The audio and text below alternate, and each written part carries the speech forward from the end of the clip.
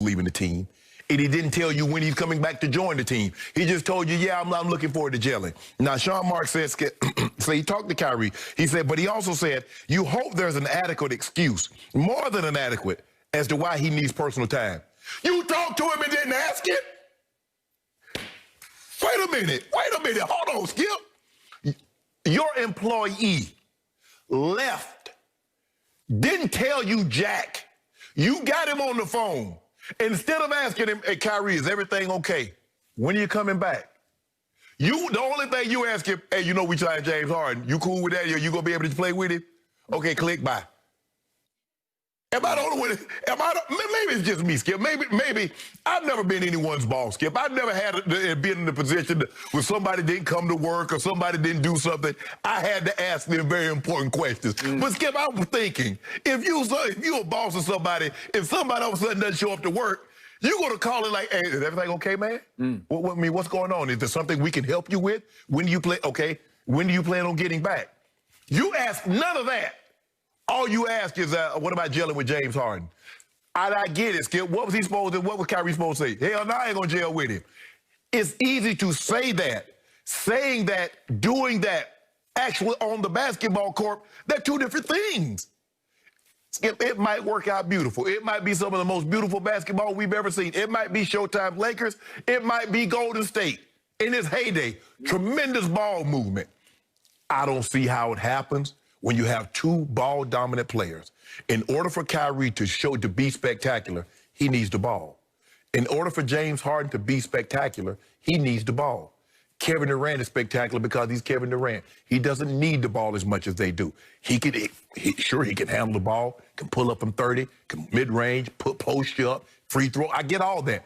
But Kevin Durant, Kyrie, and James Harden need the ball to get a rhythm. Kevin Durant can catch and shoot. That's not Kyrie's game. That's not James Harden's game. So it's easy to say that, oh, yeah, we're going to jail to go. Oh, yeah, I look forward to it.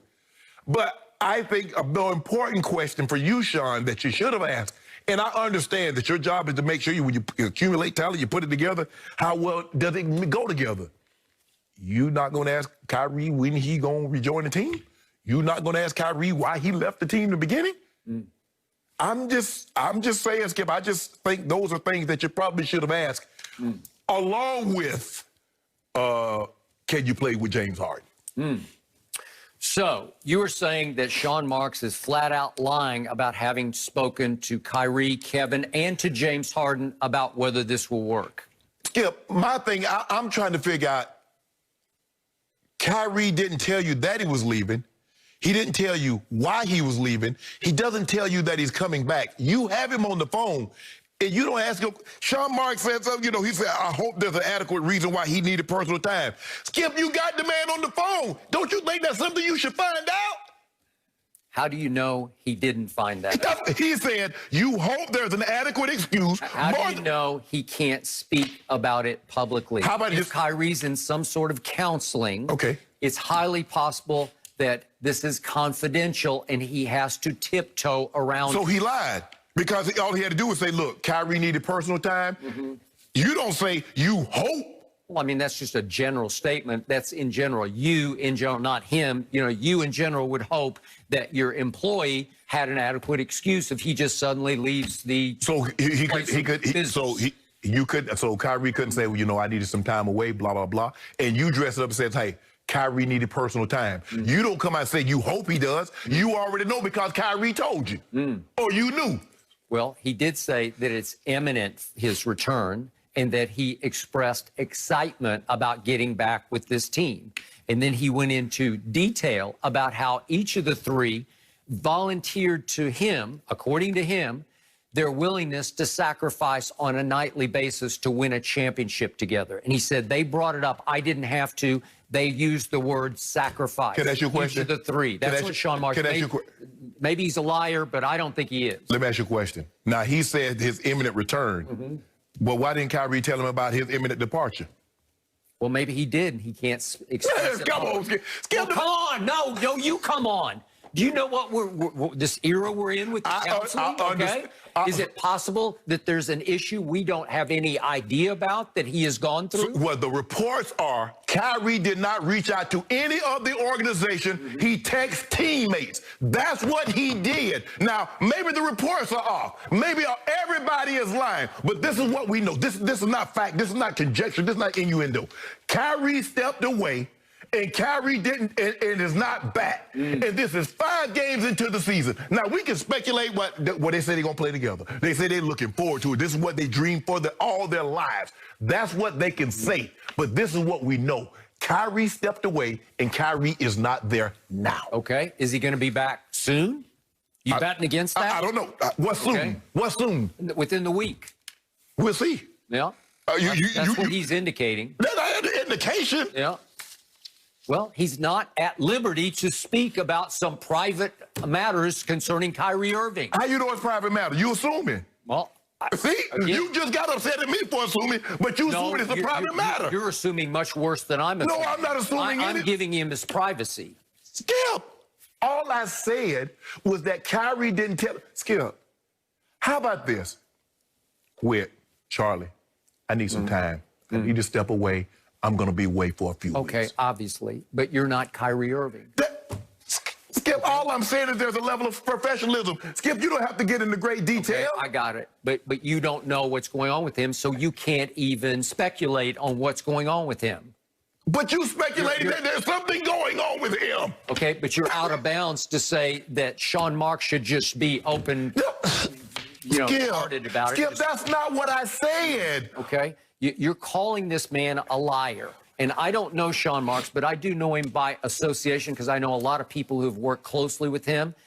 He is highly regarded, high character. He's a product of this San Antonio system, the Greg Popovich protege that he became as a GM. So Sean Marks is incapable of lying? No, I'm not saying he's incapable. Okay. Nobody's incapable of lying. Okay. But his MO is, his reputation in the league is, he would not make this up. Skip,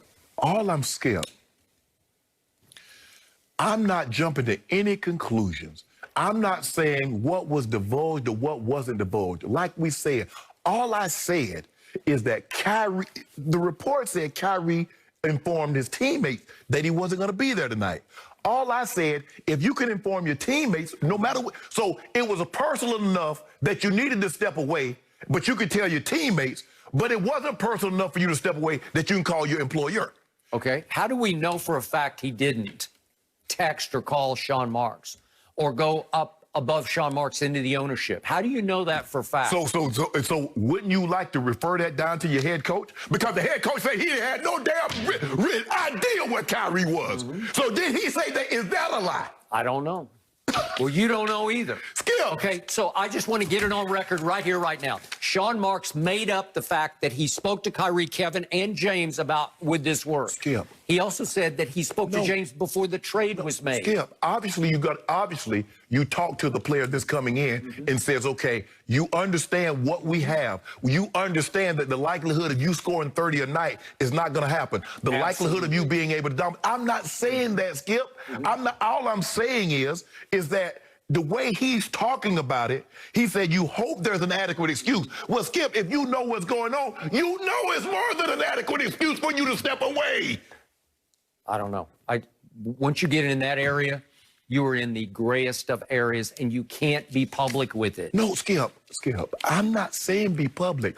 All I'm saying is that he could have said Kyrie has more than an adequate excuse.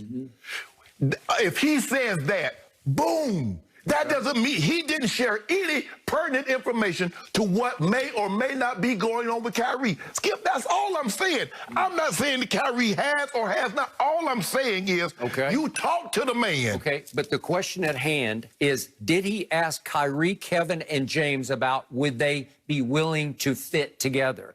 And the first thing you said was that there's no way he talked to Kyrie because, remember, you said, well, what was he supposed to say? Well, he could have said, to use your term, hell no.